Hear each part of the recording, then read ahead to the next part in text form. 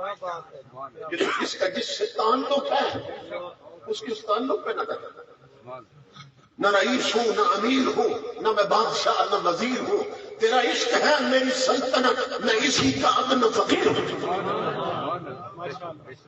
میرے پاس ساغر جم نہیں، مجھے پھر بھی کوئی علم نہیں، تیری ایک نگاہ نیاز سے میں جہاں میں سب سے امیر ہوں۔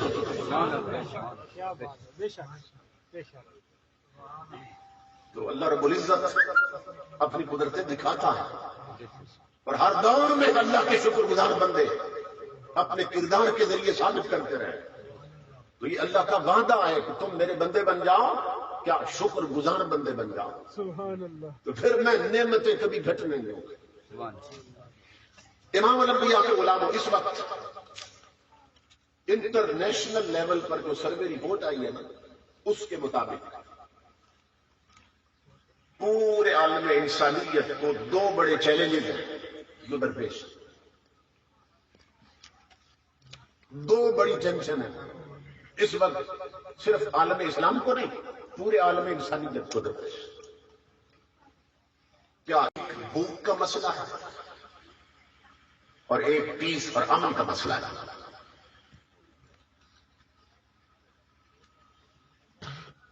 بھوک کا مسئلہ ہے اور یہ ایک فرد کی زندگی سے لے کر اقوام عالم تک یہ ٹینشن پیدا ہے۔ یہ جو دودھ میں پانی ملانے والا ہے وہ کیوں ملا رہا ہے کہ میں اتنا جوڑ جاؤں کہ میرے گھر میں کبھی غریبی نہ آنے پائے، تنگ دستی نہ آئے، بھوک میرے گھر میں داخل نہ ہو۔ بھائی بھائی کی زمین دبا رہا ہے، ترازو میں تولتے ہوئے دکاندار ڈنڈ مار رہا ہے، ملاوٹ والا مال بیچ رہے ہیں، تاجر بددیانت ہو گئے، اکثر آفیسر حرام خور ہو گئے، ہمارے حکمران رب رسول کے باغی ہو گئے، بڑے ملک چھوٹے ملکوں کے وسائل حیات پہ قبضہ کر رہے ہیں۔ امریکہ کبھی عراق کو اجاڑتا ہے، کبھی افغانستان کو، کبھی کسی اور ملک پہ حملہ کرتا ہے، اپنی تجوریاں بھرتا ہے، اپنے سٹانڈ بناتا ہے، میرے گھر میں کبھی بھوک نہ آنے پائے۔ ہر کوئی چاہتا ہے راتوں رات میں کروڑ پتی بن جاؤں، تو یہ بھوک کا مسئلہ ہے، پریشانی ہے۔ اتنا جوڑ جاؤں میرے گھر میں نسلیں کھائیں مگر بھوک نہ آنے پائے گھر میں۔ یہ انٹرنیشنل لیول پہ چلا گیا مسئلہ۔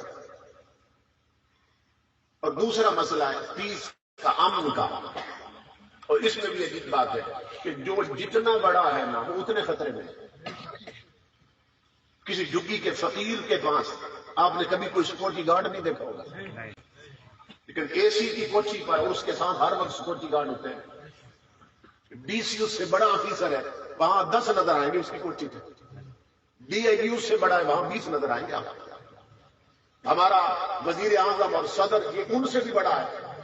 ان کا حال یہ ہے کہ پنڈی میں ہم رہتے ہیں نا، ایک روڈ سے گزرنا اور 4 روڈ بند کروا دیتے ہیں۔ بھائی تم اتنے بڑے ہو، تمہیں کیا خطرہ ہے؟ کہتے ہیں ہمیں سب سے بڑھ کے خطرہ ہے، ہمیں کوئی مار نہ دے۔ تم قیمتی کتنے ہو، تمہاری حیثیت کیا ہے، لیکن خطرہ ہے ہمیں کوئی مار نہ دے۔ امام الانبیاء کے غلاموں، یہ مین ٹینشن ہے اس وقت پورے عالم انسانیت ہے۔ بھوک کا مسئلہ ہے اور امن کا مسئلہ ہے۔ اس کو نہ امریکہ حل کر سکا، نہ رشیا حل کر سکا، نہ کوئی کر سکتا ہے۔ آؤ مدینے کی طرف منہ کرتے ہیں۔ جو سوال کہیں حل نہ ہو وہ مدینے میں ہوتا ہے۔ حضور سے پوچھتے ہیں میرے آقا اس وقت یہ مین پرابلم ہے، بڑے مسئلے ہیں، ان کا حل ہے آپ کے پاس؟ تو مدینے سے آواز آ رہی ہے، نادان، میں نے 15 صدیوں پہلے تجھے حل بتا دیا تھا، میں نے بتایا تھا تمہیں، مگر جس قرآن میں بتایا تھا تو نے اسے چھپا دیا اور ٹی وی سجا دیا تو نے۔ تیرے گھر ڈھونڈنا پڑتا ہے قرآن کی طرح۔ کہا نادان، قرآن اٹھا، کوئی بڑی صورت نہ پڑھ، سورہ قریش پڑھ لے تو۔ میں نے حل بتایا تھا ان دو پریشانیوں کا۔ کیا؟ اللہ فرماتا ہے فَلْيَعْبُدُوا رَبَّ هَذَا الْبَيْتِ الَّذِي أَطْعَمَهُم مِّن جُوعٍ وَآمَنَهُم مِّن خَوْفٍ۔ اللہ فرماتا ہے کہ تمہارا رب ہے تم اس کی بندگی میں لگ جاؤ۔ فرمایا تمہیں خوف ہوگا تو امن میں دوں گا، بھوک آئے گی تو رزق میں دوں گا۔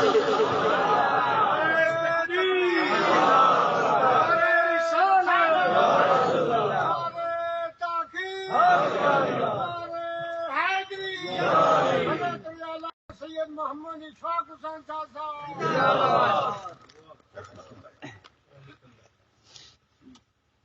اللہ کے وعدے دیکھو قرآن میں ہر شے کا اللہ نے مداوع کیا، ہر پریشانی کا حل ہے، لیکن ہم قرآن پڑھیں تو پھر اس کی طرف جاتے نہیں۔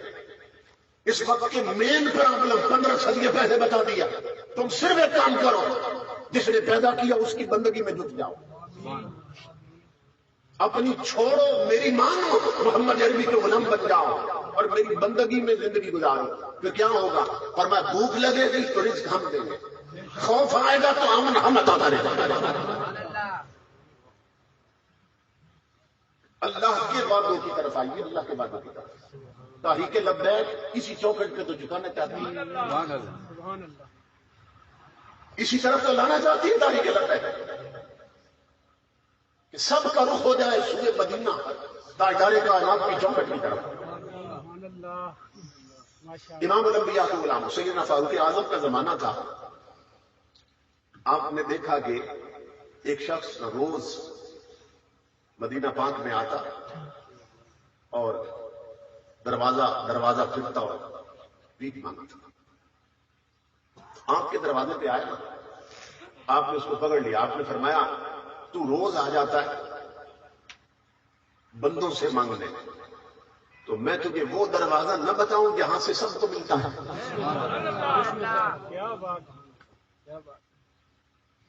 وہ کہنے لگے کہ بتائیں وہ کون سا دروازہ ہے؟ آپ نے فرمایا گھر جاؤ اور قرآن پاک کو نہ سمجھ کے پڑھنا، سبحان اللہ، صرف لفظ نہیں پڑھنا، مانا سمجھ لو قرآن۔ اگر سمجھ کے پڑھو گے نا قرآن تمہیں وہ دروازہ مل جائے گا۔ سبحان اللہ۔ وہ گھر گیا، اس نے قرآن پڑھنا شروع کیا، بسم اللہ، مگر سمجھ کے پڑھ رہا تھا۔ کیا بات، 2 مہینے گزرے، پلٹ کے نہیں آیا، روز آتا تھا، مانگتا تھا دروازے پھر پھر۔ فاروق اعظم نے ساتھیوں سے پوچھا یار وہ ایک بندہ آتا تھا اس کو اب کبھی نہیں دیکھا۔ انہوں نے کہا حضرت اس کی زندگی میں عجیب انقلاب آ گیا، وہ ہر وقت مصلے پہ قرآن پڑھتا ہے اور اتنا رزق جمع ہے کہ اس کا تو لنگر جاری ہو چکا ہے، مسافر کھاتے ہیں۔ رسالت، نعرہ رسالت، نعرہ رسالت، یا رسول اللہ لبیک لبیک لبیک، یا رسول اللہ لبیک لبیک لبیک، یا رسول اللہ لبیک لبیک لبیک، یا رسول اللہ لبیک لبیک لبیک، یا رسول اللہ لبیک لبیک لبیک، یا رسول اللہ لبیک۔ دنیا اس کی زیارت کو جاتی ہے، اپنی حاجتیں لاتے ہیں، وہ ہاتھ اٹھاتا ہے تقدیریں بدل جاتی ہیں۔ سبحان اللہ، حضرت اس کا تو لنگر جاری ہے۔ آپ نے فرمایا ساتھیوں چلو پھر اسے آج ملنے چلتے ہیں۔ فاروق اعظم وہاں پہنچے، مصلی پہ قرآن پڑھ رہا تھا۔ سبحان اللہ، اس نے دیکھا مہمان آئے، قرآن پاک بند کیا، آپ کے سینے لگا۔ آپ نے فرمایا یار تو روز آتا تھا، مہینے بیت گئے تو کبھی نہیں آیا، کیا خیریت؟ سبحان وہ رونے لگ گیا، کہنے لگا حضرت آپ نے خود ہی تو دروازہ دکھا دیا مجھے۔ سبحان اللہ، فرمایا کیسے دروازہ ملا تجھے؟ کہنے لگا آپ نے فرمایا تھا قرآن سمجھ کے پڑھنا۔ سبحان اللہ، تو حضرت میں جب سمجھ کے پڑھ رہا تھا تو مجھے وہ دروازہ قرآن نے بتا دیا۔ سبحان اللہ، قرآن میں فرمایا کون سی جگہ؟ فرمایا قرآن اس مقام پر بتا رہا ہے وہ دروازہ، وَفِي السَّمَاءِ رِزْقُكُمْ وَمَا تُوعَدُونَ۔ اللہ فرماتے ہیں تمہارا رزق میں اوپر سے بھیجتا ہوں۔ تو وہ بندہ عرض کرنے لگا حضرت جب سے پتا چلا نا کہ میرا رزق اوپر سے آتا ہے، میں نے تعلق بھی اوپر والے سے جوڑ دیا۔ اللہ فرماتا ہے وَفِي السَّمَاءِ رِزْقُكُمْ، آسمانوں سے تمہارا رزق اتارتے ہیں، تمہارا رزق آسمان میں ہے اور جس کا وعدہ دیا جاتا ہے۔ اگر کوئی قرآن سے جڑ جائے امام الانبیاء کے غلام، اس کی زندگی کے رنگ ڈھنگ ہی بدل جاتے ہیں۔ بے شک، بے شک، ایک تو یہ ہے کہ اگر بھوک آئے گی تو رزق ہم دیں، لیکن شکر گزار بندے بن جا، اور دوسرا خوف آیا تو پھر امن بھی ہم عطا کریں۔ سبحان اللہ، تاریخ میں ہے، یہ ہسٹوریکل فیکٹ ہے امام الانبیاء کے غلاموں کہ جیسے آج جو سپر پاورز ہیں ان کے پاس بحری بیڑے ہیں، جدید اسلحہ سے لیس رہتے ہیں، اور جس علاقے کو برباد کرنا ہو امریکہ ہے یا رشیا اپنے بحری بیڑے وہاں بھیج دیتے ہیں۔ تو تاریخ میں ہے کہ اس دور میں جو سپر پاور تھی طاغوتی طاقت، اس کے پاس ایک بحری بیڑا تھا اور بہت بڑا بحری بیڑا، جس علاقے کو تباہ کرنا ہوتا تو وہ اپنا بیڑا وہاں بھیج دیتے تھے۔ عیسائیوں نے، یہودیوں نے، انہوں نے پروگرام بنایا کہ مسلمان اس دور میں نہ کافی کمزور نظر آ رہے ہیں، نہتے ہیں، ان کے پاس کچھ نہیں ہے، تو ہمارے پاس بحری بیڑا ہے، اگر ہم اٹیک کریں نا پوری قوت کے ساتھ تو مسلمانوں کا ہم ستیہ ناش کر کے رکھتے ہیں۔ انہوں نے یہ پروگرام بنایا، اب اس پر عمل درآمد ہونے لگا اور کہا کہ اس بحری بیڑے کو بھیجو اور مسلمانوں کا صفایا کر دو، ختم کرو۔ ادھر بحری بیڑا حرکت میں آ گیا آنے کے لیے۔ امام الانبیاء کے غلام، اس دور میں مسلمانوں کا حکمران کوئی ہجڑا نہیں تھا، کوئی بغیرت نہیں تھا۔ کون تھا؟ حضرت صلاح الدین ایوبی، جو 500 بار درود پڑے بغیر کبھی سویا نہیں، جس کے مدینے سے رابطے قائم تھے۔ صلاح الدین ایوبی اس کا دور تھا۔ جب اسے معلوم ہوا کہ بحری بیڑا حرکت میں ہے، سبحان اللہ، اور کل میرا علاقہ میدان جنگ بننے والا ہے، یہاں خون بہے گا حضور کی امت کا، عورتوں کے سہاگ لوٹیں گے، بچے یتیم ہوں گے، رات سو تھی اور بحری بیڑا پہنچنا تھا اور جنگ شروع ہو جانی تھی۔ صلاح الدین ایوبی نے کیا کیا؟ یہ مسجد اقصیٰ کے قریبی ایریا تھا، بیت المقدس۔ ایوبی نے اپنی فوج کو جمع کیا، مجاہدوں کو جمع کیا اور انہیں کہا بحری بیڑا آ رہا ہے، ہمارے پاس وقت بہت تھوڑا رہ گیا۔ ایسا کرتے ہیں ساتھیوں، 2 کام ہیں، ایک تم کرو ایک میں کرتا ہوں۔ انہوں نے کہا کیا کام؟ کہا سنو، آج رات کے لیے تم مورچے اور میدان سنبھال لو اور آج رات کے لیے میں مصطفیٰ کا مسلح سنبھالتا ہوں۔ سبحان اللہ، ماشاء اللہ، کیا بات ہے۔ امام الانبیاء کے غلام، اس نے نا عشاء کی نماز بھی مسجد اقصیٰ میں پڑھی۔ سبحان اللہ، جب سارے نمازی نکل گئے اس نے اندر سے کنڈیاں لگا دی، سبحان اللہ، آیا محراب کے پاس، یا نماز ہٹایا، اپنا تاج اتارا نا صلاح الدین نے، کشکول بنا کے رکھ دیا زمین میں۔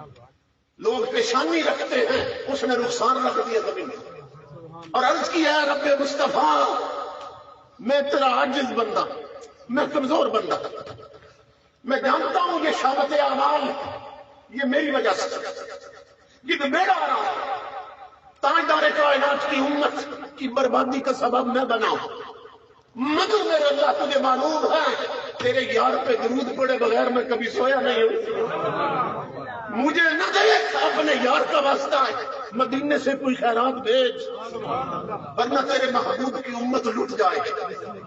کل کچھ تو خون کا بازار گرم ہوگا، ساری رات سجدے میں کبھی رخسار رکھے کبھی پیچھانی رکھے۔ صلاح الدین روتا رہا، رات گزرنے کی خبر اس وقت ہوئی جب مسجد کے مینار پر مؤذن نے فجر کی اذان شروع کر دی۔ اس نے کنڈیاں کھولی، نمازی آئے، جماعت میں شامل ہوا۔ جب نمازی نکلے نا، صلاح الدین بھی دروازے سے نکلا۔ امام الانبیاء کے غلام کو جوتے پہن کر باہر گیا، آگے پھٹے کپڑوں میں ایک فقیر کھڑا تھا۔ اس نے بازو پھیلائے، کہا بیٹا صلاح الدین آؤ میرے سینے لگ جاؤ۔ سینے لگایا، ماتھے پہ پیار دیا اور کہا بیٹا صلاح الدین تجھے مبارک ہو، تیرے رات کے آنسوؤں نے دشمن کا بیڑا غرق کر دیا۔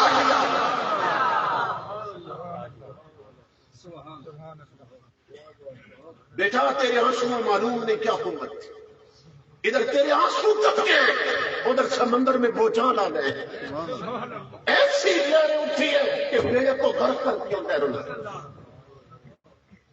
امام الانبیاء کے غلام امیر المجاہدین یہی سبق پڑھا رہے تھے کہ یہ ملک بنا ہے کلمے کے نام پر، اسمبلی سے کرسیاں ہٹاؤ اور مصطفیٰ کا مسلح بچھاؤ، عوام بھی مسلح پہ ہو، حکمران بھی مسلح پہ ہو۔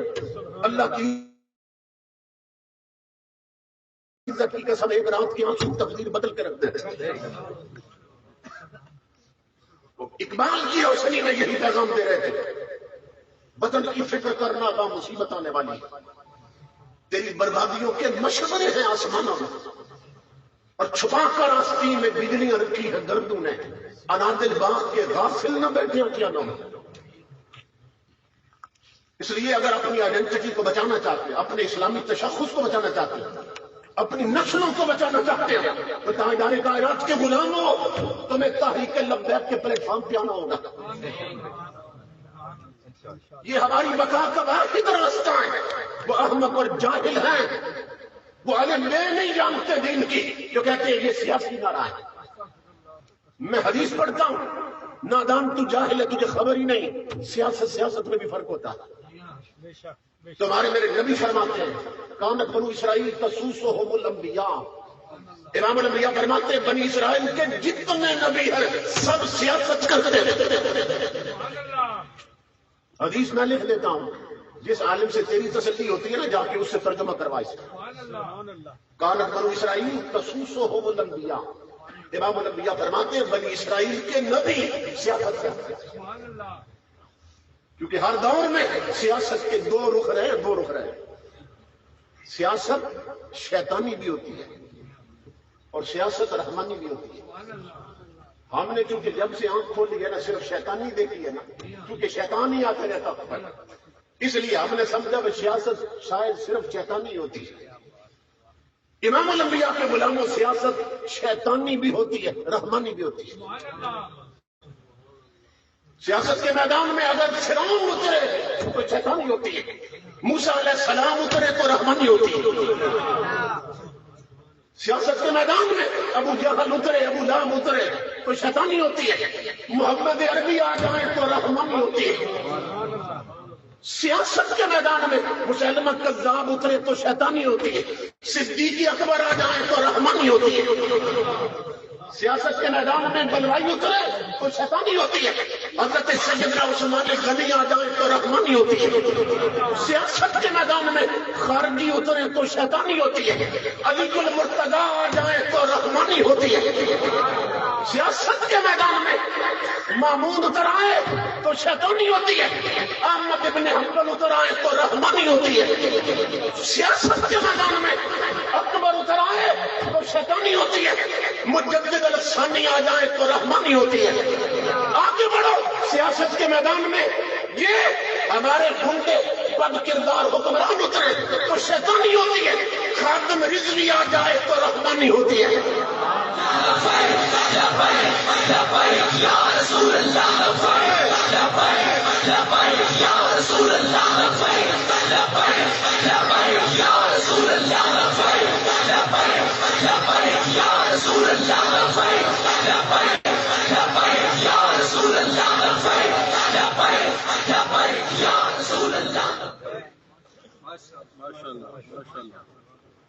اس لیے اپنی جہالت کو میدان میں مت آؤ، جہالت کو ساتھ لے علم کی روشنی میں آؤ. تمہارے میرے پیغمبر نے فرمایا بنی اسرائیل کے تمام نبی سیاست کرتے تھے. افسوس یہ ہے اس پر میرا 3 گھنٹے کا کتاب ہے جس میں نے سیاست کا معنی بیان کیا ہے. سیاست کی قسمیں بتائیے کتنی ہوتی ہے. تو یہ احمق لوگ ہیں جو کہتے ہیں یہ نعرہ لبیک کا جو ہے یہ سیاسی نعرہ ہے، اور یہ ویسا سمجھ رہے ہیں کہ جیسے دوسرے نعرے لگاتے ہیں. انہیں معلوم ہی نہیں یہ نعرہ تو حضور کے روزے تک پہنچا رہا ہے. سبحان اللہ. اگر تعصب کی پٹیاں آنکھوں پہ نہ ہو، اگر دل میں بغض اور عناد نہ ہو تو فیض آباد کا دھرنا دیکھو. سبحان اللہ. امام الانبیاء کے غلاموں جہاں گولیاں چل رہی تھی، جہاں شیلنگ ہو رہی تھی، جہاں کارکن شہید ہو رہے تھے، دنیا نے دیکھا کہ اسی اینگل سے بادل کا ٹکڑا اٹھا ہے جہاں محمد عربی کے غلام بیٹھے تھے. امام الانبیاء کے غلاموں دیکھتے دیکھتے بادل بادل نہ رہا، اس میں محمد میں بدل گیا. سبحان اللہ. اور اس کا رخ تھا دھرنے کی طرف. سبحان اللہ. یہ بادل کو سیاست کس نے سکھائی ہے؟ بادل بھی سیاسی آئے تھے. آنکھیں کھولو، تاجدار کائنات کا یہ معجزہ تھا کہ اس میں محمد کا رخ ادھر ہے. آقا بتا رہے تھے سنو، جس طرح میرے نام کا رخ ادھر ہے اسی طرح میری اپنی توجہ بھی انہی کے ساتھ. انصاری سرکار دیے، انصاری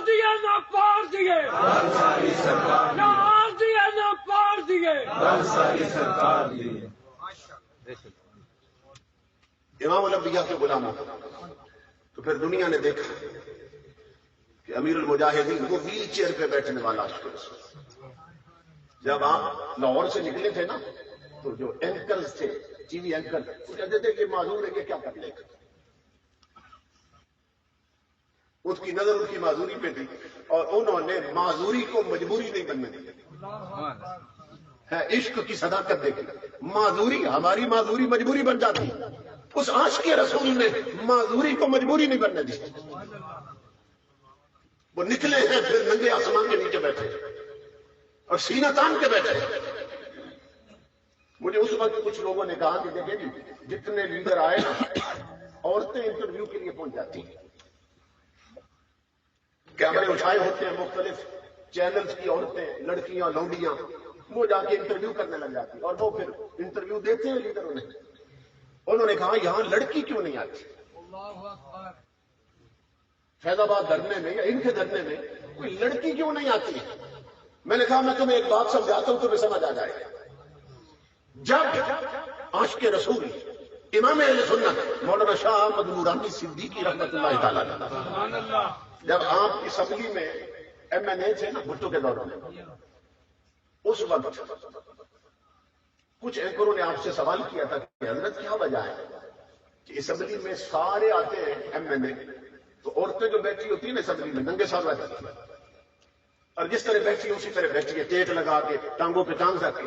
لیکن جب آپ آتے ہیں نا اسمبلی میں تو یہ دوپٹے ڈھانپ لیتے ہیں، سر ڈھانپ لیتے ہیں اور وہ ٹانگیں اتار کر سنبھل کے بیٹھ جاتے ہیں. حضرت یہ کیا ہے؟ مولانا نورانی ہنس پڑے فرمایا یہ جانتی ہے کہ مرد اب آیا ہے. سبحان اللہ، ماشاء اللہ، کیا بات ہے. سمجھ رہے ہیں؟ یہ جانتی ہے کہ مرد اب آیا ہے. تو میں نے دھرنے میں کہا تھا اس لیے وہ نہیں آتی، انہیں معلوم ہے دھرنا دینے کے لیے مرد اب آیا ہے. اور پھر مردوں کی طرح آیا ہے اور مردوں کی طرح اٹھا ہے.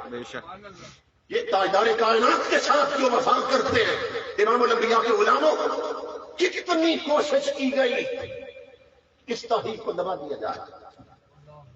تمام چینل پر پابندی تھی، کوئی رپورٹ ان کی پیش نہیں کر رہی. اخبارات پہ پابندی تھی، کوئی رپورٹ پیش نہیں کر رہی.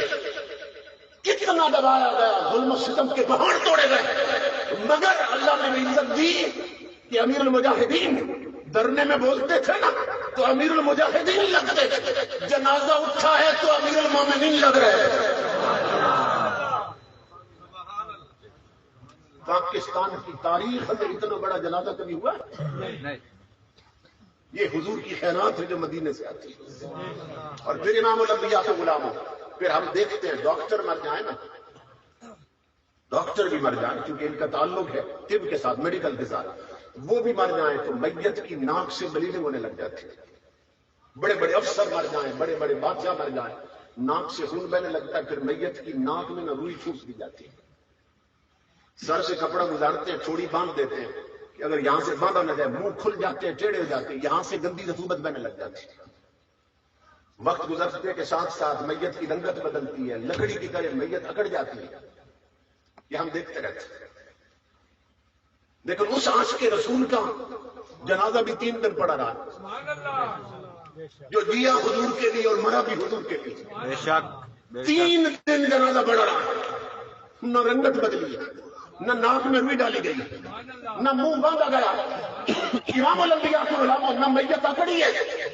اور جب تیسرے دن جنازہ اٹھا تو دنیا دیکھ کر حیران ہو گئی. آج بھی اس کا چہرہ گلاب اور موتیوں کو شرما رہا. سبحان اللہ، سبحان اللہ. یہ ہمارے لیے پیغام تھا. دیکھو میرے عاشق کے چہرے کو، نور آنکھوں میں تو چہروں پہ اجالے ہوں گے، مصطفیٰ والوں کے انداز نرالے ہوں گے. اسی دور کے بندے ہیں نا حضور سے وفا دکھائی تو دیکھو مدینے سے خیرات کیا ملی. یہ ان کا پیغام تھا امام الانبیاء کے غلاموں، یہ ہے تجھ کو سنبھلنا تو ہے اب وقت سنبھل. اگر یہ وقت گزر گیا پھر شاید نہ سنبھل سکے. اے تجھ کو سنبھلنا تو ہے اب وقت سنبھل جا، اے بحر عمیق اپنے کناروں سے اچھل جا.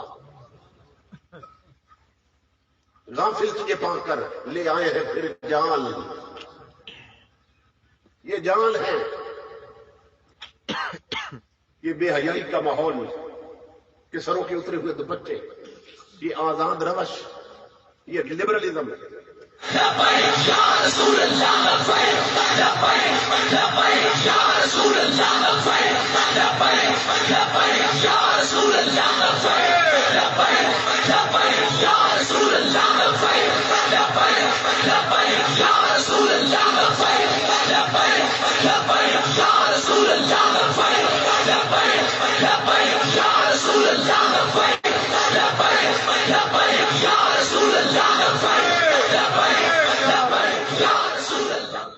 تجھ کو سنبھلنا تو ہے اب وقت سنبھل جا. یہ امیر المجاہدین کا پیغام ہے.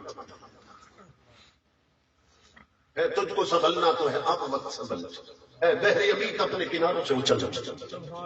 غافل تجھے پا کر لے آئے ہیں پھر جان. تو باز ہے بلبل نہیں گستاں سے نکل جا. باطل سے نہ ڈر، جنگ کے میدان میں اتر جا. رکھ حق میں نظر ماہ سوریا سے گزر جا. کہ تجھ کو حسین ابن علی نے یہ وصیت، مرنا ہے تو ڈر موت سے، جینا ہے تو مر جا. مت قبل ان تموت. تقدیر الہی کے نوشتے بھی وہی ہے، اللہ بھی وہی، اس کے فرشتے بھی وہی ہیں. اتریں گے ملائکہ تیری امداد کو. اب بھی گر ذات خدا سے تیرے رشتے بھی وہی ہیں. اپنے رشتے حضور سے جوڑو کہ کوئی خوف اور کوئی لالچ تمہیں در رسول سے ہٹا نہ سکے. اس قافلے میں شامل ہو جاؤ. امام الانبیاء کے غلاموں، کسی کا رخ واشنگٹن کی طرف، کسی کا رخ لندن کی طرف ہے. یہ تاریخ لبیک ہے اللہ کی عزت کی قسم، جس کا رخ مصطفیٰ کے مدینے کی طرف. اس لیے اس قافلے میں شامل ہو جاؤ اور وقت آئے تو تن من دھن سب کچھ لٹا دو. اللہ رب العزت سادات فیملی کے ان تمام معزز حضرات کو سلامت رکھے. مجھے یہاں آ کے بے حد خوشی ہوئی. پہلے میں اپنے بزرگوں سے ان کے بزرگوں کا ذکر خیر سنتا تھا. ان کی خدمات عالم اسلام کے لیے تاریخی نوعیت کی، اور آج اس مجلس کے سبب سے مجھے ان سارزاد